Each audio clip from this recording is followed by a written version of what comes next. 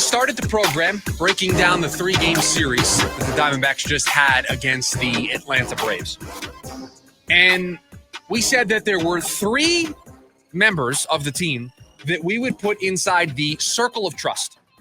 VIP, exclusive, invite-only club of players on this team that we can reliably count on. We put Corbin Carroll in the circle of trust. We put Brendan Pfaadt in the circle of trust. And Justin Martinez, if we're going to put somebody from the bullpen in the circle of trust, is the only candidate that we would put inside the circle of trust. So 3 members, it's a 26-man roster, 3 guys are in the circle of trust for a team that's trying to win a division, that's trying to make the playoffs. Really tough when you've got 3 people in the circle of trust, and 2 of them are guys that don't contribute every single day. So the circle of trust in the Diamondbacks bullpen, very lonely. On the team, it is extremely lonely. And Justin Martinez is a part of that circle of trust. And I need to make an admission to all of you. Yesterday, the lone member of the bullpen side of the circle of trust, one of the 3 members of the entire team circle of trust, worried me to the point where I don't know how much longer he's going to be in the circle of trust. Justin Martinez's velocity all across the board was down yesterday. And not just down like 0.1 miles per hour, 0.2 miles per hour from his season average. No, a very noticeable difference. His splitter down nearly 2 miles per hour, 1.6 miles per hour from his yearly average. His sinker down 2.6 miles per hour from his yearly average. His four-seamer down nearly 3 miles per hour, 2.9. He only threw a couple of sliders. I think it was 2, 4.7 miles per hour down on the slider. When you see velocity dips for a pitcher across the board, that is the sound the alarms, bad things are happening. I'm incredibly concerned about this pitcher's health. And here's why this concerns me. We're already dealing with a pitcher right now. We are already dealing with a reliever, high leverage guy, our go-to closer, hands down, slam dunk. He's the guy that we're asking to get the last 3 outs. We're already coming off of a time where Justin Martinez had to be down for 6 days because of fatigue, because of dead arm. We opened a week of the show. I think it was last Monday. We opened the show saying Justin Martinez better be available the next time the Diamondbacks are playing, because if not, we need to officially be concerned about this. And we walk through all the reasons why not all of those days necessarily were a direct result of the fatigue. He worked 2 days in a row, so you're not going to pitch him on Friday during that game that they lost against the Cubs. A bunch of different reasons why he didn't pitch. He didn't pitch on the Sunday. That was where the red flag started to go up for us all. But he sat for 6 straight days without throwing, without appearing in a game for the Diamondbacks. He's just back from that 6-game stretch, 6-day stretch where he didn't throw. And already we may be right back in the case of he's got some fatigue issues. He may have some dead arm issues, or worst case scenario, there's something more seriously going on.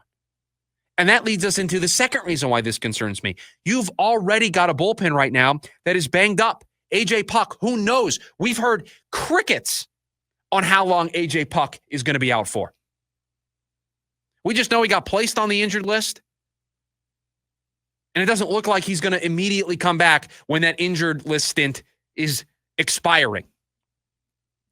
And then you have a group right now across the board that is struggling. Again, the circle of trust only has Justin Martinez in it. He's the only representative from the bullpen. That's it. The only person I feel comfortable putting in our circle of trust. So Justin Martinez already, before this, had to be shut down for 6 days. Velocity is down yesterday. A bullpen that is banged up, a bullpen that is struggling, nobody else to turn to. And even if this isn't something that requires him to be on the injured list, that it doesn't require them to shut him down, is anybody going to expect Justin Martinez to be available 2 days in a row right now? Does anybody anticipate Justin Martinez to get some high leverage where he may pitch 3 times in 4 days? Or is Torey Lovullo going to try to avoid that at all costs? He was asked about this after the game, and he obviously said, of course I'm concerned when I see that on the radar gun, when he's that far off from where he's normally sitting. And he talked about needing to take care of Justin Martinez, needing to take care of everybody out in that bullpen. Does that sound like a guy who's now going to all of a sudden, in the midst of a very important 16-game stretch that's coming up for this team, lean on him for 3 times in 4 days if that's what the situation requires? Or is Torey Lovullo going to try to find other ways to get those final 3 outs? And that comes with a great deal of concern, because the one guy that is reliable, the one guy who's throwing up zeros, the one guy who is lights out, has the electric stuff, is your high leverage arm. Nope. Producer Evan, I'll ask the question to you, and you speak for the people here on this one. So think about your answer very, very carefully. If we take away the fatigue issue, if we take away Justin Martinez sitting down for 6 days, and we take away the velocity issues yesterday, is there any reason, any other reason to doubt Justin Martinez? Is there any reason to be concerned about Justin Martinez? No. Zero, right? No. Not a single one. That's how good he's been. He has been your high leverage, lights out ace reliever. If we were not having any of these issues, you're talking about one of the best closers in the National League, one of the best relievers in the National League. But now his availability comes into question. Now, they have an off day today. He pitched yesterday. With the off day today, one would anticipate he's available tomorrow when they start a 3-game series in New York against my New York Mets. Let's say they get the save on Tuesday and he gets the final 3 outs. I can tell you already he's not available on Wednesday.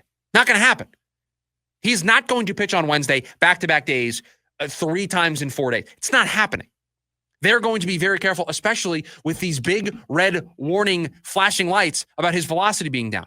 So now what? Where does that leave us with a bullpen that it's already a house of cards? It's a house of cards that's crumbled a couple of times, and we've tried to rebuild it multiple times in just the last couple of days. Look at the roster moves that this team has attempted to make. Yolber Diaz up and down, hoping that they can get Kevin Ginkel back, calling up a handful of relievers after that Cubs game to try to get some reinforcements into this bullpen. They have tried everything in their power to try to turn this around. But this is where my concern level raises to a 10. If I have question marks about the closer of the baseball team, not because he's blowing leads left and right, but because I don't know how available he is going to be for this team. You know the old, I'm going to get this wrong, so producer Evan, help me out here. The old saying, if a tree falls and no one's around to hear it, does it make a sound? I think I was good. Lines. Yeah, I was okay. Got the point of the story across. If a bullpen doesn't have a closer, is it actually a bullpen you can trust? No. If Justin Martinez's availability is up in the air and AJ Puck is injured to the point where I don't know where he is going to be back, I don't know when or if he is going to return to this team. Do the Diamondbacks have a bullpen that you can even remotely ask to get 6 outs and feel confident in? 6 outs. I'm just talking the 8th and the 9th. Other than Brandon Pfaadt, I don't know if you're going to get 6 innings on a regular basis from any of your starters. This is the thing that can absolutely kill a baseball team. It can kill a season. It can end your chances of being a playoff relevant team before you even get to post-Memorial Day.